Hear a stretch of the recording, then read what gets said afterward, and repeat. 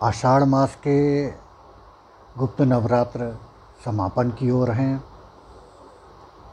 शनिवार 17 जुलाई को अष्टमी है और परसों यानी 18 जुलाई को नवमी की तिथि पड़ रही है।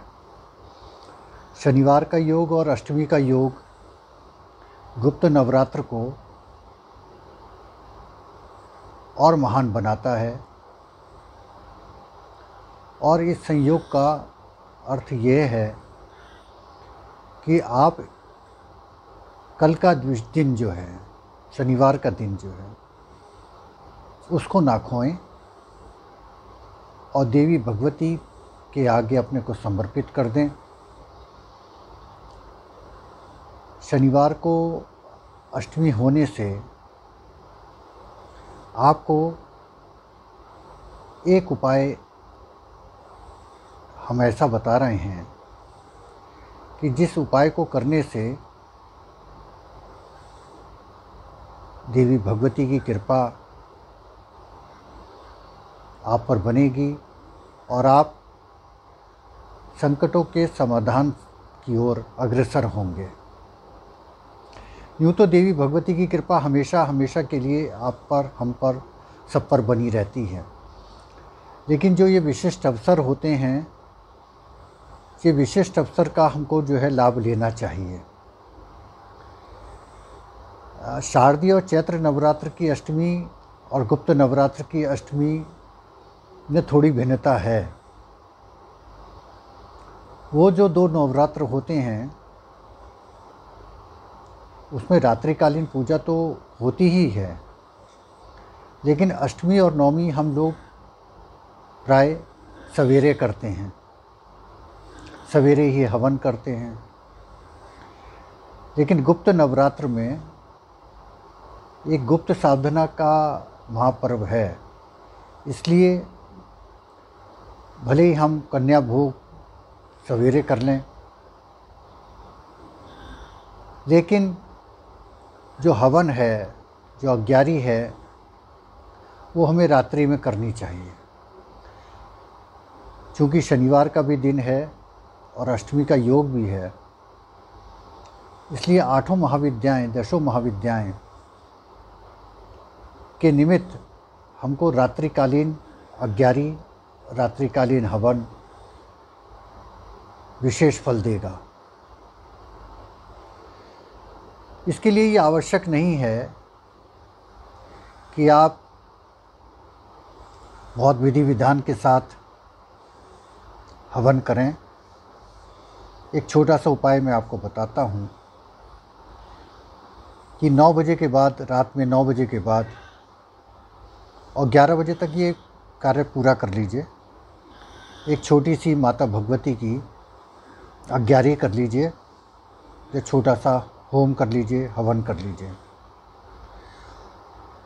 केवल आपको 7 आहुतियाँ देनी हैं देवी भगवती की। या तो सप्तश्लोकी दुर्गा से कर दीजिए, अन्यथा आप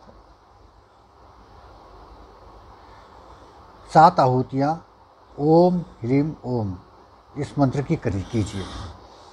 मैंने पिछली वीडियो में भी आपको ये मंत्र बताया था और मैं ये मंत्र आपको इसलिए और बताता हूँ कि 10 महाविद्याओं का केंद्र बिंदु जो होता है वो माँ काली होती हैं, माँ पीताम्बरा होती हैं। उनका ही ये सिद्ध मंत्र है। ये 7 आहुतियाँ आप कर दीजिए। और ऐसे लोग, ऐसे साधक, ऐसे जातक जो बहुत अधिक परेशान हैं धन की दृष्टि से, घर की दृष्टि से, विरोधियों की दृष्टि से, जिनके काम नहीं बन रहे हैं, ऐसे सभी लोग के लिए माता सरस्वती साक्षात 10 महाविद्याओं के रूप में, माँ काली के रूप में प्रकट होती हैं। और उनका एक प्रसिद्ध स्त्रोत है जो आपने सुना भी होगा और हो सकता है आप करते भी हों, वो है माँ नील सरस्वती स्तोत्र। नील सरस्वती स्तोत्र में 10 महाविद्याओं की आराधना है। और यह अकेला ऐसा स्तोत्र का पाठ है कि अगर हमने श्रद्धा के साथ, पूर्ण विश्वास के साथ इसका होम किया, हवन किया, अज्ञारी की, तो निश्चित रूप से आपकी सभी समस्याओं का समाधान होगा।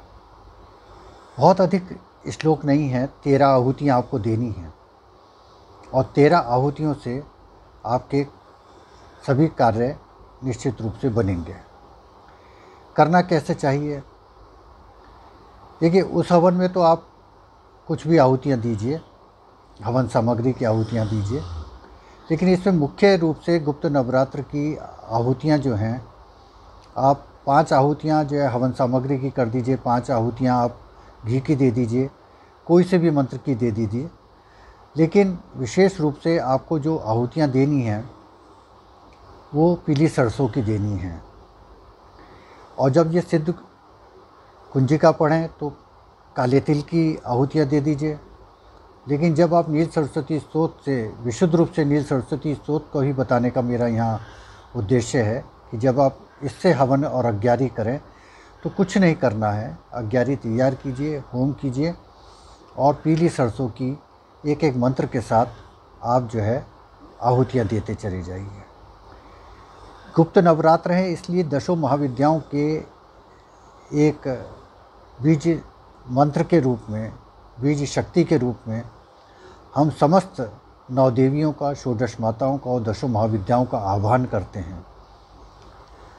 तो ये नील सरस्वती स्तोत्र मैं यहाँ आपको दूंगा भी, आप उसको देख के उसका जो है उससे अज्ञारी कीजिए, उससे हवन कीजिए। नियम वही है कि आप 5 लौंग के जोड़े अवश्य चढ़ाएं, सुपारी चढ़ाएं और उसके बाद आप जो है नील सरस्वती स्तोत्र का से हवन कीजिए।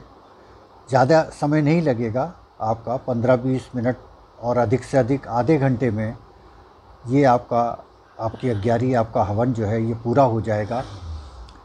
उसके बाद आप चाहें तो किसी भी मंत्र की, ओम ऐं ह्रीं क्लीं की भी आप कर सकते हैं। ओम धाम धीम धूम दुजोटे पत्नी वाम विभु वाग्धीश्वरी क्राम क्रीम क्रूम कालिका देवी शाम छिम छुम में शुभम करूँ, इस मंत्र की भी आप एक माला कर सकते हैं। वरना ओम ऐं ह्रीं क्लीं चामुंडाई विच्चे, इसकी कर लीजिए। ओम ह्रीं ओम की अगर करते हैं तो वो हल्दी की माला से होगी, हल्दी की माला से कीजिए।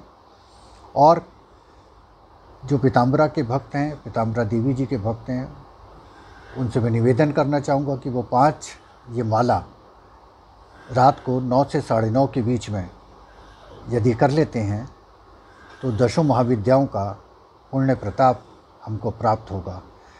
तो यहाँ मैंने इस वीडियो में आपको जो बताया वो नील सरस्वती स्तोत्र से हम कैसे गुप्त नवरात्र का पारण कर सकते हैं। और जो लोग अष्टमी करते हैं वो अष्टमी के दिन ये कर लीजिए। जिनके यहाँ नवमी होती है वो नवमी में इसका प्रयोग कर सकते हैं। और एक विशेष बात, अब बात आती है कि देवी भगवती को हम अर्पण क्या करें। चैत्र और शारदीय नवरात्र में तो हम बहुत कुछ अर्पण करते हैं, लेकिन 10 महाविद्याओं की आराधना के लिए कल जो भोग लगेगा देवी जी को, वो पीला हलवा, यानी हलवे में हल्दी अगर हो तो वो उसका भोग लगाइए और किशमिश का भोग लगाइए। देवी भगवती आपकी आराधना को स्वीकार करें, आपके सभी संकटों का समाधान करें। इन्हीं शुभेच्छाओं के साथ मैं सूर्यकांत द्विवेदी आप सभी को प्रणाम करता हूँ। नमस्कार।